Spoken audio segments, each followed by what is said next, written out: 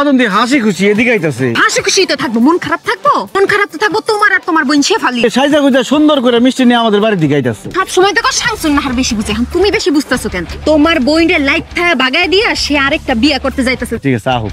আহুক মানে তুমি এখন উইরা গিয়ে একটা ফ্লাইং কিস দিয়া দাও। কি ইংলিশ বুঝো না নি, একটা উইরা গিয়ে একটা লাথি মেরে দিবা। আরে মূর্খর বাচ্চা, ওটা ফ্লাইং কিক। যেটাই পারবা ওইটাই করো না। বাঁধনের বাচ্চা, তোর এসে খাইছি।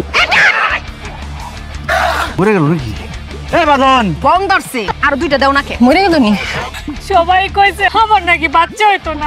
আল্লাহ আমার দিকে মুখ তুলে চাইছে, মা আমি মা হমু। দেখছো তোমার বোন আর তোমার মা কিভাবে একজন আরেকজনের ধরে কান্তাছে। যায় আবার সব প্রশংসা নিজে নিয়ে নিও না। আগো কইও শামসুন না সব কিছু করছে।